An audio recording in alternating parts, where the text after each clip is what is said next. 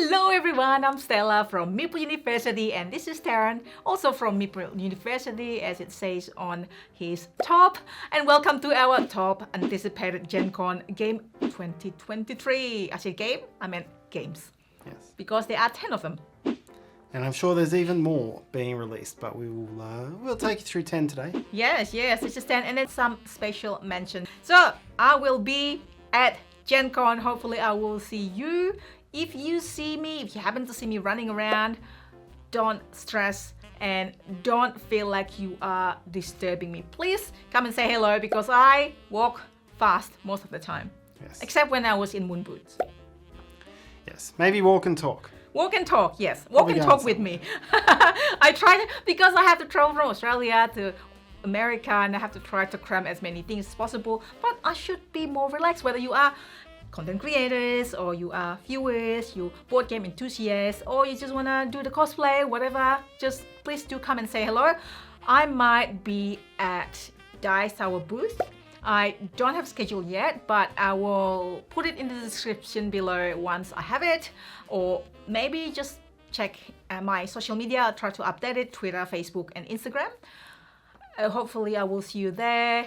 And I do really love to hear what your most anticipated games at GenCon as well. So please do write in the comments. I would love to try to rate it before GenCon and hopefully I'll hunt for that game because I remember last GenCon I was there and then I actually got the games that a few people recommended to me and we ended up loving. Remember Scout? Yes. Yeah, it was not on my list to begin with, but then I met somebody there and they said, oh, Scout is really great. So Scout and Earth. Earth also was recommended to me. So please do let me know in the comments if you are going to be there. If you're not going to be there, that's okay too. I will report and I think most games will be retailed after GenCon. And so this game would be the ones that are available to buy at GenCon or available to demo at GenCon. Because the release is around there, but some is demo. So these top games in our list would be those games. Yes. And we will mention those games in no particular order because it's too hard. It's too hard to list it from 1 to 10. So, okay, just everything in no particular order, we will share it to you. Yes. And number 1 is Cascadia Landmarks. We love Cascadia. And we actually have how to play video for that. I will link it if we have related relevant videos in the comments. So Cascadia Landmarks adds 2 players. So rather than 1 to 4 players, it adds player 5 and 6. Yes. So I'm interested in that. It means that we can bring more people to the table and the landmark expansions. Because Cascadia is such an elegant game, I'm so curious to see if this new expansion is going to make it bad or is it going to make it better or the same. You know how it is, right? With games with simple rules and very elegant, how is it going to be? Yeah, it's always you've always got to be wary about it, but I think Cascadia, it was as you say, elegant. It was such a, of all the there've been a lot of tile placement games over the last few years.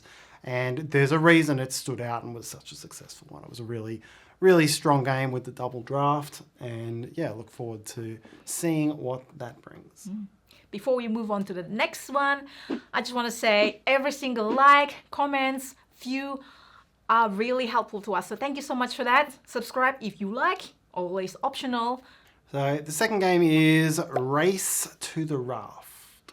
This is by the City of Games, who brought out the Isle of Cats. So we played the Isle of Cats a little bit late.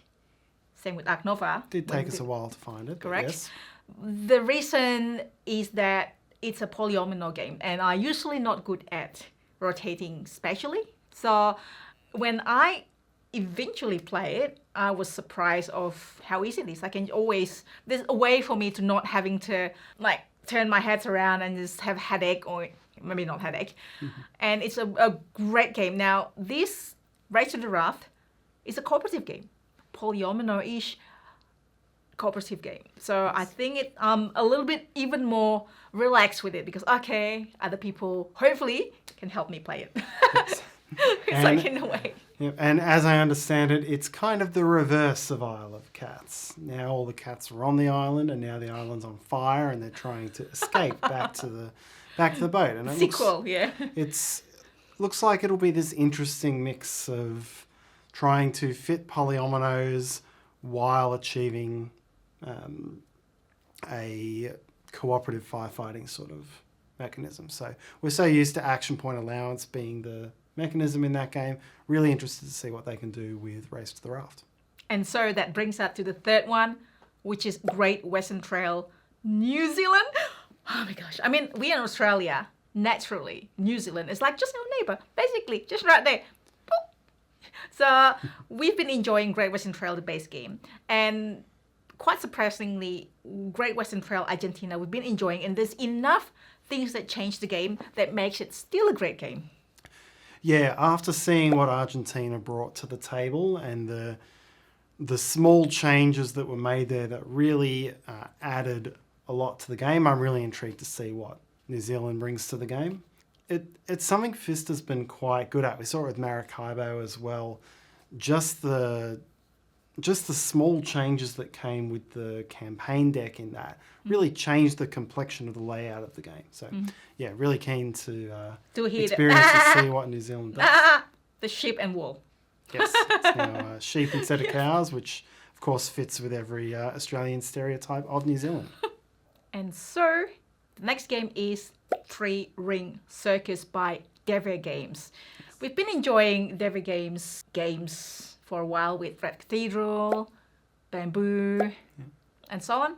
And there are two designers involved, and one of them designed Rice, which we both really like. And Track advancement game from late last year. Yep, and the other one's designed Murph, Ragusa, and so on. So, and the theme kind of like attracts me. Circus theme? Don't get it stuck in your head, please. I mean, you might. It's now stuck in my head. Yes. I can imagine Tarrant juggling. You can juggle better than I am. A little bit. I can't go more than a standard 3-ball and a really clunky tennis. I can't do more than 2. That's how bad my juggling. Even that, it's just like, I can't do more than 1. You do not have to juggle to play 3 rings. That's correct. So, yeah, it's really interesting theme. It's a little tableau building game. Yeah. Tableau management game as well, because as you build up the tableau, you cover up some icons which begin there. So it weakens you in one area, but it strengthens you in another, which is something that I think we don't see enough of, that sort of tableau management. It's quite a fascinating little consideration. It's got some area control and a map and all that sort of thing. So some nice features all going on there. The fifth one, I know this one's getting a lot of buzz as a city building game. Really interested to see it. Me and my city building game. Is Barcelona. Or Barcelona. Barcelona, somebody depending say on it. your I know. depending on your accent. I say Barcelona. I've always wanted to go to Barcelona. It's a pretty city. Let's just play the games, not go into the country. No kidding. Build it up that way. Yeah. So Board and Dice has been releasing great games. I love their previous games as well, like Books of Time, Town Tinsuyu, Terracotta Army, all the tea games. This time, I think they're probably moving away from the tea games. Yeah, so this one's definitely been getting a lot of buzz, and really interested to see this one. See if it's actually, it's just hype up or not. Yeah, I know it's going to be a very popular one. All right, the sixth one on our list is Kutna, the City of Silver. This is a demo. I think it's Czech Games Edition. They always do their releases Essen. at Essen, but it will be a demo. And this is an economic Euro. And I heard that it is a dynamic Euro that is different. I don't know how much different it is again. So it's really interesting. Czech Games has been bringing out quite unique games for the last few years, I think, that are different than the others. And another city building. Woohoo! City building is fun. There's a reason. And economic. There's a reason why video games like SimCity and City Skylines work well. So people just like building stuff. Yeah, indeed. So satisfying. So can't wait to see more about it, maybe demo it. We'll see. The seventh one is Age of Innovation. Now, this is in the world of Terra Mystica. I actually like Terra Mystica a little bit better than Project Gaia. Please don't blame me for that. I know a lot of people love Project Gaia, but it's just the medieval kind of like fantasy theme feels, I don't know, feels more familiar with. And we love Terra Nova, which is the lighter version of Terra Mystica. So this looks like, I mean, I look at some pictures, it looks a bit like Terra Mystica, and there's a chance that I like it, but I don't know. Yeah, it's from what I've read about it, it's another twist on a similar game, a similar and long-term very popular game. Again, lots of different factions, engine building up, and it's got a bit of a map. I've heard it's going to be really tight for 2 players as well, work quite well for 2 players. So yeah, again, we'll be very interested to see what they have done here. Okay, the next most anticipated, this one's certainly generating plenty of buzz since it was announced. Only going to be a demo because its release is scheduled for November, but the Ticket to Ride Legacy Legends of the West. It's designed by the original Ticket to Ride, Alan R. Moon. And the original Pandemic Legacy designers, Davio and Leacock. So possibly Hot designers. Yeah, so probably the next big thing here in Legacy gaming. We'll see how it goes. If you've seen our unboxing shorts, we do already have it. We have already started it. We can't tell you anything. But this will be out for demo and really starting to generate the excitement around this game. We just got it as well, so we still put it on a list because we kind of like, we can't really do a review because we haven't played enough to show you what is, and plus we can't and anyway. We're not allowed to. Not allowed. Embargo. Yeah. Ooh, Ticket Ride is one of my first games, gateway games. Yeah. I probably like that and Splendor the most. I don't think Catan is actually make it up to that list. Sorry, Catan, because of dice roll and maybe negotiation. It's hard to negotiate with Tarrant. Never played Catan, have we? Oh, we have surely with Ingrid. I'm flexible to... Oh yeah, no we haven't. No, it's okay to negotiate with Tarrant. It's just the dice roll. Like, anywho. That's what you're going to say. I was going to say anywho. Exactly. I can read your mind. Speaking about dice rolling, there are some dice rolling games that I'm okay with, which is cooperative game. Sky Team is the next game also. And I've seen the demo at Essen. And this is a 2-player cooperative game piloting an airline. It's a limited communication, trying to get the others to do the right thing and then control right areas with the dice to fly the plane correctly and get to the destination. So very excited for this one. I'm not 100% sure if it's going to be available to purchase or to demo this one. It's got... It'll have some early availability. Probably, yeah. With retail release coming more around the Essen. So Essen, yeah. So I can't wait for that one. And then the last one on our list, this is one that looks quite interesting to me. I'm quite excited for it, is Pampero. This is... I think available at Essen last year. Possibly. I might be wrong. Maybe. It looks like it's got a Concordia-style action pool management mechanism with a... dudes or wind turbines on a map sort of mechanism. So it immediately... The engineer side of you. Yeah, so it immediately makes me think about some of those Concordia mechanisms, which was such a strong game. It's all about building wind farms in Uruguay, which is not a sentence I thought I'd say at any given point in time. But yeah, I'd be quite interested to see how that works, how competitive that one becomes.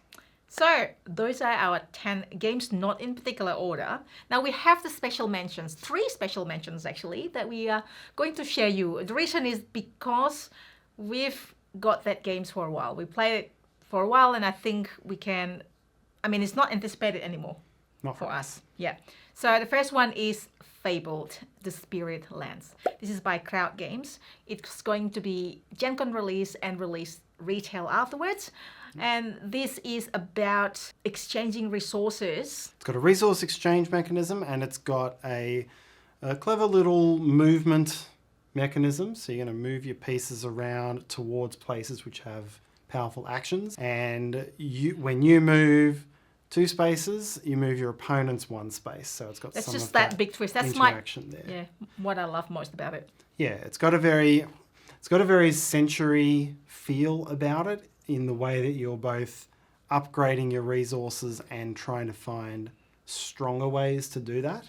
So if you liked Century, this is a half step more complex, but it's going to be a game for you. And the second one is Expeditions. Yes, the sequel to Scythe. I believe it's going to be available at GenCon, and this place doesn't feel like Scythe, although thematically it feels like Scythe. Thematically, it looks like Scythe. It doesn't, other than putting bonus stars down, it doesn't play like Scythe at all. It's essentially a deck builder. Yeah, it's really great. It's A so many Concordia things you can style do. deck builder as well, really. But also with a promotion, a Tyrants of the Underdark and Valley of the Kings style promotion to score them. So it ends up being quite this tight little race. Yep, very great game. There's so many replayabilities, and each mech has got asymmetric power. Yes. It's quite actually unique, and it's actually quite different than the others, like in Scythe. And the third one is Tribes of the Wind, which we have played multiple times. We've got multiple videos on it, and I believe this is the retail release. It might be in Origins as well, Game Fair, but I think it will be at GenCon. And this is a great game, artwork by Vincent Trey, and it's got a unique mechanics. Yeah, this was your top game of last year because we got it all the way back at Essen last year, but I think this is its wide English language release. And very clever. Actions come off your cards. The strength of your action depends either on your other cards or the colours of your neighbour's cards. And all the cards have a different coloured back. And so you've got to try to time your cards for when your neighbours have lots of red cards or when they have no red cards. What you're actually doing with those actions is some pretty simple map building stuff, but just that interaction of watching your opponents and playing off the cards, really clever and a great little medium game. Very awesome game. So again, what are your most anticipated GenCon games? Please let us know in the comments. I would love to find out more about it. And that is it. Thank you so much for watching, and hopefully you have a fun day. Do something fun. And we'll see you next time, or maybe at GenCon. Bye!